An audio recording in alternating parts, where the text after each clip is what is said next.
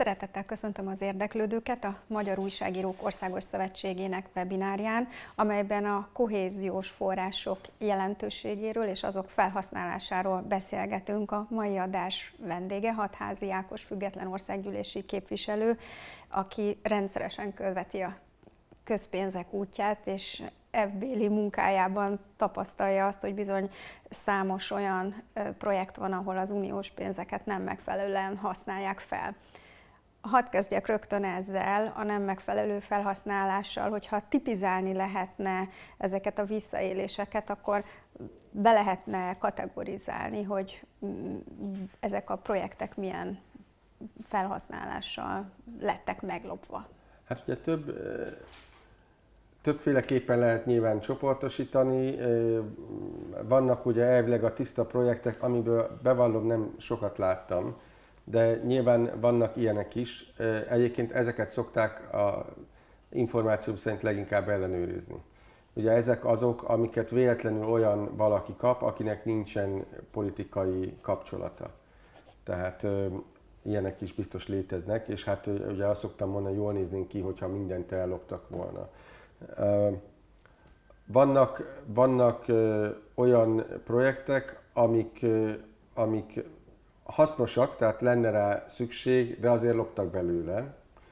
És nyilván vannak teljesen szétlopott és teljesen értelmetlen, vagy teljesen szétlopott projektek. Ezek a klasszikusan a csicsergő szökőkút a polgármesteri hivatal mellett, vagy a lombkorona nélküli lombkorona sétány, csak hogy így igen, ezeket ugye lehet keverni, mert van olyan, ami értelmetlen is, meg el is lopták, meg van olyan, amit megcsináltak, de nem volt tulajdonképpen sok értelme. Ilyesmit feltárt mostanában? Ugye ilyenek most elég tömegesen vannak, csak a kérdés, hogy mennyit loptak belőle, vagy nem.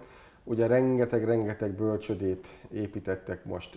Ezt úgy szoktam mondani, hogy ugye régen a olajozás volt a fő politikai bevételforrás, vagy fő korrupciós elkövetési módszer, most meg a bölcsödézés. Szóval szinte nincs olyan falu, ahova ne építettek volna bölcsödét.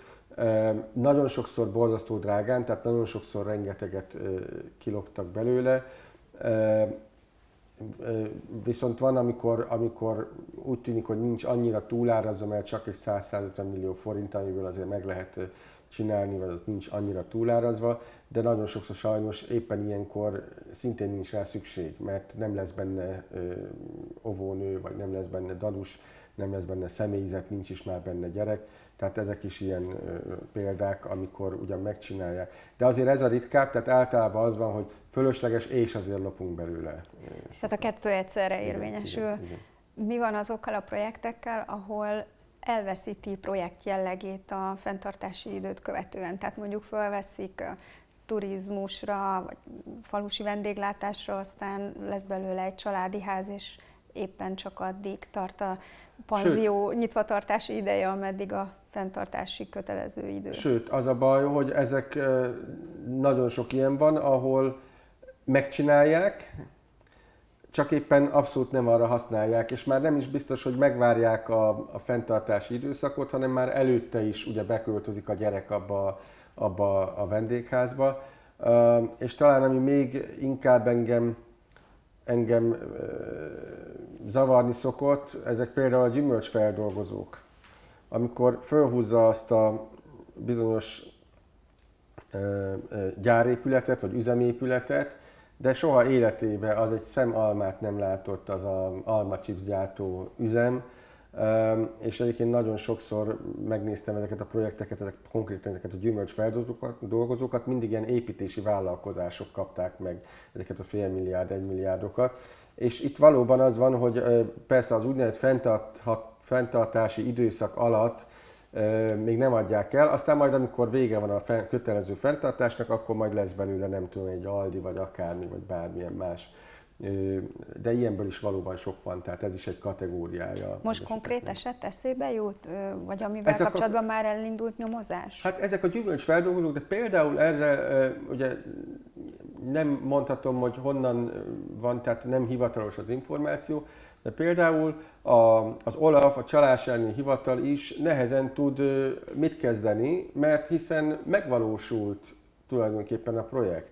És az nem volt benne a kiírásban, hogy abban almát is kell szárítani. Tehát az van benne a kiírásban, hogy fel kell építeni egy gyárat. De hogy hát sajnos nem volt rá kereslet, nem tudtunk almát venni, és tulajdonképpen mindenki látja, hogy problémás, és mégis nehéz megfogni. Vannak azért olyan esetek, amikor ezt meg lehet tenni, például ugye Tolnán az Integritás Hatóság zárt le ilyen vizsgálatot, ott ugyanaz a elkövetői kör, tehát egy budapesti építő cég egymás mellé épített két marha nagy csarnokot, amelyikben elvileg gyümölcsfeldolgozás menne, hát persze semmilyen gyümölcsfeldolgozás nincs. Az Integritás Hatóság azért megnézegette a szabálytalan közbeszerzéseket is, tehát amikor saját maguktól vesznek pénzeket. Tehát van sajnos ilyen bőven, és nagyon sok példát lehetne mondani rá. Én egyébként, ha gondolkodni kéne, hogy mit lehet ezekkel csinálni, vagy ezek ellen, akkor ha ez rajtam múlna, akkor én azt mondanám, hogy ilyen támogatásokat nem is lehetne, vagy érdemes adni. Tehát én csak hitelkamatokat támogatnék, persze legyenek visszafizethető hitelek, meg könnyítsük meg a hitelfelvételt, de vissza nem térítendő pénzt még a nálunk boldogabb országokban is érdemes meggondolni, mert az ingyen pénzből, ugye ingyen van, lopjuk el, miért ne? Egy kicsit többet írunk a számlára, egy részét visszakapjuk, még akkor is, hogyha nem a politikusnak kell visszafizetni, ez mindig kérdéses. Szerintem sokkal hasznosabb lenne, hogyha hitelt támogatnának ezek a pénzek, valószínűleg sokkal jobban lehetne ezeket elkölteni. Ön szerint ugye most van a vitája a következő költségvetési ciklusnak, az ilyen jellegű visszajelzések alapján módosulhat a pénzek felhasználásának feltételrendszere? Hát én remélem, nyilván az EU-nak sok mindent át kell gondolni, ugye külön téma az az agrártámogatások témája, az egy teljesen különálló téma ettől, de azt is nyíltan elmondom még akkor is, hogyha holnap a Lánci elvtárs ugye azt mondja, hogy a szuverenitást veszélyeztetem, tehát én az EU helyében az biztos, hogy olyan országnak nem adnék pénzt, amelyik nincsen egy centet sem, amelyik az Európai Ügyészségbe nem lép bele, hiszen az, aki nem lép bele az Európai Ügyészségbe, ott vagy az van, hogy borzasztó jó az igazságszolgáltatás, ugye Dánia nem véletlenül mondta azt, hogy nekik nincs erre szükség. Ebben neki erre nincsen szüksége, de még Svédország is belépett, ahol szintén nem nagyon kellene, nekik ilyenre nem lenne szükségük, vagy pedig az van, hogy ez a nyílt beismerése annak, hogy mi továbbra is lopni akarjuk, ha elindulnak ezek a pénzek.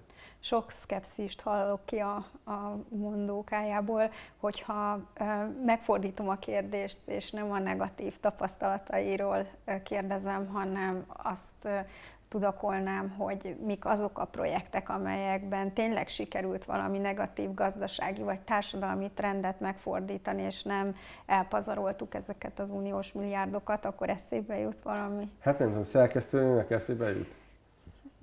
Vannak azért olyan projektek, amelyek... Ja, meg keresett is, tudom, most kifejezetten... Segítsenek engem ki. Hát talán ez a robotsebészet, az egy ilyen... Lehet, hogy egy-kettő, igen, tehát nyilván tehát természetesen különösen egyébként magánszférában, ahogy mondtam, azokon a helyeken, ahol nincsen politikai bekötés, nyilvánvalóan voltak olyan projektek, amiket nem loptak meg amíg el. Az egyetemek benne voltak a Horizonban. Azért abban az önmagában nem biztosíték. Tehát azért a Debreceni Egyetemnek a projektjeit néztem, hát azért ott voltak durva dolgok. Sajnos a kutatás az egy külön tészta, tehát az elkutatás is ma már a lopásnak lehetne egy szinonimája.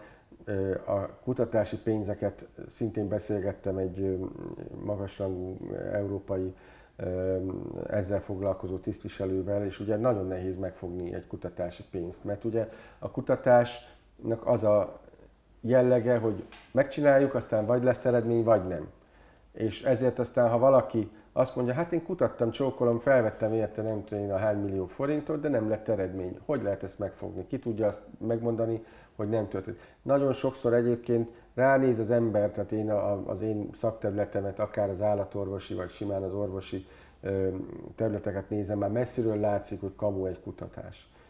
Volt olyan, amikor én magam még az egyetemen ezelőtt, sajnos már nagyon régen, 25 éve láttam egy tételt, és már akkor lehetett látni, hogy az nem működik. Tehát volt egy olyan feltételezés, hogy adunk egy vírusfertőzést, és az meg fogja úgy dobni a immunrendszert, hogy az majd akár rák ellen hatékony lesz. Ezt már akkor kimutatták, megcsinálták a vizsgálatot, hogy nem működik. És akkor meglepve láttam néhány éve, hogy adtak egy ilyen kutatási projektre, ami már rég ki van kutatva, nem tudom, 150 milliót a Szegedi Egyetemnek, amelyiknél szintén nagyon sok kérdés van. De persze, hála Istennek nyilván van a értelmiségi krémnek is azért olyan része, amelyiket nem lehet annyira megvenni.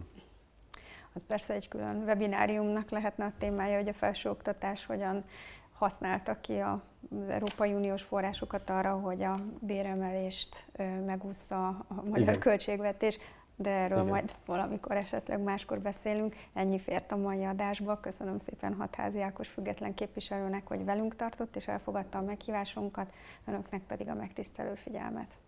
Köszönöm szépen Hatházi Ákos független országgyűlési képviselőnek, hogy befáradt ide és megosztotta gondolatait. Folytatjuk a kohéziós források elköltéséről szóló beszélgetésünket, és ezúttal Váradi Balázs közgazdász fog nekünk segíteni, a Budapesti Intézet vezető kutatója, hogy kicsit értelmezzük a Hatházi Ákos által elmondottakat. Ő tipizálta az uniós forrásokkal kapcsolatos mutyikat, és kiemelt több olyan projektet is, ahol az rajzolódik ki, hogy tulajdonképpen nem is létezik az a cél, amire elköltik, de mégis megvalósul ez a projekt. Ezt mennyire látja közgazdászként tipikusnak ezeknél a kohéziós forrásokból megvalósuló projekteknél? Sajnos vannak ilyenek, és ugye ez bizonyos szempontból az Európai Unió kudarca is. Tehát mert az, hogy nem pontosan lehet az beárazást belőni, és valakinek kicsit enyves a keze, és a barátjától drágábban rendeli meg az eszközöket, még mit tudom, micsoda, azzal szemben is meg lehet próbálni fellépni, mert versenyt írunk elő, meg minden, de azért nehéz. De az, amikor valami olyan projektet sikerül elfogadtatni és az EU-val megfinanszíroztatni, amit már induláskor is látszania kéne, hogy nincs értelme, az egész rendszernek ugye a bölcsödéket hozta példaként. A bölcsödék szerintem nem erre hozta példaként, mindjárt majd beszélek a bölcsödékről, mert a bölcsödéknél kérdés, hogy szükség van-e azon a településen a bölcsödére. Lehet, hogy van, ahol abszolút nincs, de egy csomó helyen valószínűleg van. Minden visszatérek a bölcsödékre, de hogy amikor egy olyan településen hoz létre valaki vendégházat, ahol semmiféle idegenforgalommal foglalkozó szakember nem gondolja, hogy ilyen mennyiségű vendégházra szükség lesz, és nincs semmi, ami miatt oda mennének az emberek. Hogyha nem tudom, mennyi almaaszalásra van szükség, és lehet, hogy az emberek életmódja miatt rettenetesen sok aszalt gyümölcsöt fognak vásárolni, de hogy vannak olyan projektek, ilyen értelmetlen közlekedési park, meg nem mindent hozott föl a képviselő úr, amiket föltárt, de rengeteg ilyen van. Szóval, hogy ott az egész hazai intézményrendszer vált cinikussá. Tehát, hogy ott nem arról van szó, hogy ahol fát vágnak, ott hullik a forgács, hanem hogy már mindenki úgy tekint erre, hogy ezt a pénzt valahogy be kell söpörni, tartsuk be formálisan, amit muszáj, hogy ezért, de éppen hogy csak, és hadd menjen az a pénz. Ugye ez egy katasztrófa, és ezzel az Európai Bizottság maximum utólag ilyen OLAF vizsgálatokon keresztül tud valamit csinálni, aminek aztán, hogyha Magyarországon a közvádas, az ügyészség sem működik, vagy nem vállalja föl, hogy ezeket a dolgokat nek utána megy, akkor gyakorlatilag semmi hazai következménye nem lesz, annyi lesz, hogy ezt a pénzt, az ezért járó pénzt pont nem kapjuk meg. Szóval ez egy óriási diszfunkció, és ezen el lehet abba az irányba kezdeni gondolkozni, hogy vajon nem lehetne az egész pénzosztási rendszert valahogy másképp csinálni, hogy ez ne fordulhasson elő. A bölcsödéknél az egy nehezebb ügy. Egyrészt alapvetően a bölcsödék azok jók, a családnak, az édesanyának bővítik a lehetőségeit, hogy visszamehessen dolgozni, ha akar, ha a gyereke 2 éves. másfél éves, 2 éves, 2,5 éves, hogy ez a lehetősége legyen meg minél több hazai családnak, hogy ez jobb lesz, hogy ennek pozitív hatása lehet a gyerekvállalásra, hogy ez bővíti a munkakínálatot, mert akkor ezek a anyák hamarabb vissza tudnak menni a munkaerőpiacra. Tehát ez egy értelmes cél. Ráadásul hozzá egy másik cél is, a település megpróbálja megtartani a lakosait. A különösen kisebb településeken a fő kihívás, hogy elmennek az emberek, és elmennek a fiatal családok, és ez egy eszköz lehet arra, hogy azt mondjuk, hogy ne menjetek el, mert be tudjátok adni a gyereket a bölcsőbe. Most, hogy aztán ezt mennyire tudja a polgármester belátni, hogy mik a demográfiai trendek, és hogy alakulnak, és mennyi gyerek lesz itt, erre az a válasz, hogy nem mindig biztos, hogy be tudja látni, de hát kire bízzuk azt, hogy ezekről a dolgokról döntést hozzon, és valamiféle beruházásokat a jövőbe ilyen formán tegyen, ha nem az illető település megválasztott polgármesterének, aki működtetni fogja a bölcsödét. Tehát, hogy azt mondani, hogy a bölcsödén már eleve látszik, hogy nincs szükség, az bizonyos esetekben lehet igaz, de azért én főleg olyan településen létesítenek, hogy túl van árazva, hogy szükségtelenül sok pénzt költenek rá, mert abban még valakinek munkát lehet adni, vagy valakinek a zsebébe lehet pénzt, ez nyilván elfogadhatatlan, de alapvetően, hogyha sorba kéne raknom a pénzköltéseket a kohéziós alapokból, az szerint, hogy mennyire bérlázítóan, pazarlóan nem szolgálják a magyar ország egészét, akkor én a bölcsődeépítést nem tenném a legrosszabb kategóriába. És mit tenne a legrosszabb kategóriába? Hát, én alapvetően, amire leginkább dühös vagyok, és erről is beszélt a képviselő úr, ezek a vissza nem fizetendő vállalati támogatások. Tehát, hogy már az eleve a koncepcióval nem értek egyet, hogy vállalkozóknak, akik amúgy is a tehetősebb része az országnak, mert hát amit a vállalatnak adok, azt a tulajdonos dönt felől, tehát gyakorlatilag a tulajdonosnak adom bizonyos határok között. Tehát, hogy a Magyarország, a nemzetközi felzárkózás jegyében Magyarországon a leggazdagabbaknak adjak pénzt, avval, hogy valamit fejleszteniük kell, vagy mit tudom én, beígérték, hogy majd lesz alma aszalás. Ez már önmagában szerintem egy elhibázott irány.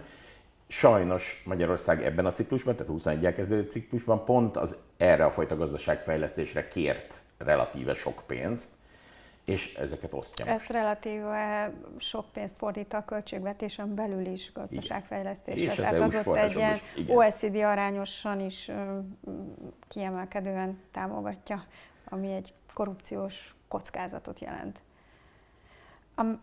Arról is beszélgettünk itt a képviselő úrral, hogy kirajzolódik az ügyek mögött, hogy hogyan tartotta életben, vagy tartja életben a NER gépezetét különböző szinteken az Európai Unióból érkező forrás. Ugye sok tízezren, képviselő úr 10 000-es nagyságrendről beszélt, éltek pályázatokból, projektről projektre, és ez részben magyarázza is azt, hogy mitől volt töretlenül népszerű a NER. Szociológiai szempontból ön hogy látja, vagy társadalompolitikai szempontból, hogy emögött nem volt az embereknek egy beleegyezése? Ugye Hatházi képviselő ezt szerintem nem volt emögött, de azért feszegetném önnél is, mert olyan nagy volumenbe ment ez, és olyan mindenki megelégedésére, hogy úgy mondjam, és a utóbbi évek megélhetési nehézségeit megelőzően nem volt akkora felháborodás a különböző korrupciós botrányokból. Jó, ugye most olyan területre tévedünk, ahova Lakner Zoltánt és másokat kéne megkérdezni, nem engemet, de azért követve ezeket az eseményeket, hadd mondjak 2 részleges válaszfélét erre a dologra. Az egyik az, hogy valószínűleg az EU-s források hozzájárultak ennek a 2010-ben kialakult rezsimnek a stabilitásához. Egyszerűen azért, mert valamekkora gazdasági növekedést tettek lehetővé. Tehát, hogy lehet azt mondani, hogy a szavazónak a mérlegelte, hogy mit gondol a rezsimről, korrupcióstól, mindenestől, a szabadságszűkítéstől, demokrácia visszanyesegetésestől, orosz barátságástól, és másrészt, hogy úgy látta, hogy ő gyarapszik, és a környezete gyarapszik, és itt a gazdaság megy fölfele. És hogyha ez az utóbbi fontosabb volt neki, akkor nem várhatjuk a szavazótól, hogy szétszálazza, hogy ez nem amiatt van, hanem annak ellenére, mert az EU-tól még jön a pénz. És még mindig azért egy elég sok pénz jön. Ez talán az egyik szál a gondolatmenetben. Elfelejtettem, hogy mi volt a másik szál, pedig ott is valami nagyon mélyet akartam mondani. Talán az, hogy az EU ellen is mondjunk valami kis kritikát. Annak idején, amikor az Európai Unió létrejött, ugye 50-es, 60-as, 70-es években, még más néven, akkor először az agrártámogatások, és aztán ezek a kohéziós támogatások részben ki nem mondva, de a politológusok által dokumentálva arról is szóltak, hogy a csatlakozó, belépő államoknak az elitjét az Európai Unió mint projekt mellé állítsák. Tehát, hogy ez nem csak azt jelenti, hogy nekem romlik a piaci helyzetem, mert versenyeznem kell a német vállalatokkal, meg a francia vállalatokkal, meg más is árulhatja a féldisznót, hanem azt is jelenti, hogy én valami pénzeket fogok kapni. És ez vonzóvá teszi az Európai Uniót a német, meg a spanyol, meg a görög gazdáknak. És nem csak a gazdáknak, hanem a vállalkozóknak, meg az elitnek. És ez nem bug, hanem feature, tehát hogy ez része ennek az egész konstrukciónak. Az, hogy ez milyen szinten harapódzott el, és hogy ez mennyire egy már nem demokratikus, vagy legalább részben autokratikus rendszer kliens hálózatainak a kialakítására lett aztán becsatornázva, ez meg már a mi bajunk. De mégis tudom, hogy nem a területe, csak nagyon ide kapcsolódik ez a kérdés, hogy ha a NER népszerűségében ennyire jelentős szerepet játszottak az uniós pénzek, akkor mi a garancia arra, hogyha új kormány alakul, akkor az ne hasonlóképpen működtesse a pénzek elosztásának mechanizmusát. És akkor egy kicsit mégiscsak, hogy a szakmájához is kapcsolja a kérdést, ki lehet-e kerülni azt, hogy a mindenkori kormányokon keresztül folyjon ez a pénz, vagy hogyan lehet az uniós pénzeket úgy elosztani, hogy minimális legyen a visszaélés lehetősége? Válaszoljak inkább erre a másodikra, mert ez talán jobban közelebb van ahhoz, amit gondolok. Az elsőről csak annyit, hogy az EU reagált arra, hogy Magyarországon az EU szabályával szembeni antidemokratikus folyamatok vannak, csak elképesztően sok késleltetéssel. Tehát, hogy ebbe a 21-27-es ciklusban már bekerültek azok a feljogosító feltételek, meg jogállamiság, meg minden, amik miatt pénz egy részét visszatartják. Tehát, hogy ez valószínűleg reméljük, meg nem tudjuk, hogy fog kinézni a következő ciklus, de valószínűleg abban is megmarad. Tehát, hogy a nyomás ott van a mostani kormányon is, meg a következőn is, hogy igenis térjen vissza egy olyan működéshez, beleértve akár az Európai Ügynökséget is, Európai Ügyészséget is, ami lehetővé teszi, hogy az összes pénzt megkapjuk. Ez a nyomás meg lesz a következő kormányon is, hogy aztán ez alatt a nyomás alatt mit csinál, és hova lép vissza, és mennyire állítja helyre a jogállamiságot, az aztán egy hazai politikai történet. Az, hogy hogyan lehet ezeket a forrásokat úgy elosztani, hogy zömében ne a tagállamnak a aktuális kormánya, politikai vezetése regnáljon fölötte, arra az a válasz, hogy nagyon nehezen, és ez strukturális okokból következik. Mert hogy az Európai Unió az egy óriási terület, és bár a Brüsszelben ott a Barlemon az 20 emelet, de alapvetően viszonylag kevés igazi európai bürokratája van. Tehát azt elvárni, hogy sok 100 milliárdot szerte Portugáliától Észtországig és Normandiától Görögországig onnan a bürokraták adminisztrálva osszanak ki, ahhoz sokszorosára kéne növelni a brüsszeli adminisztrációnak a kapacitását, amire senki nem áll készen. Tehát akkor pedig valakinek oda kell adni, és olyannak kell odaadni, aki kiszámítható, szabálykövető, tehát így csak kósza NGO-knak, akik aztán ki tudja, hol vannak jövőre, nem lehet ennyi pénzt odaadni.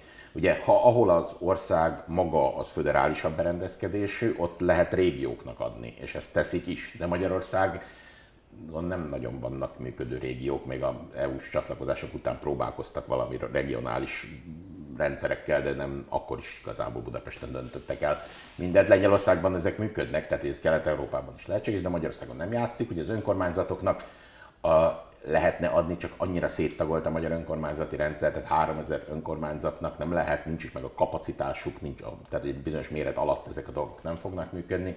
Ugye a civilek, a kutatóintézetek most is pályázhatnak a központilag elosztott forrásokra, és ez egy picit talán bővül is, de hát az megint csak nem lehet rájuk bízni olyan feladatokat, amit állami jellegű. Így van, akkora volumen nincs benne, amivel mondjuk trendeket tudnának fordítani.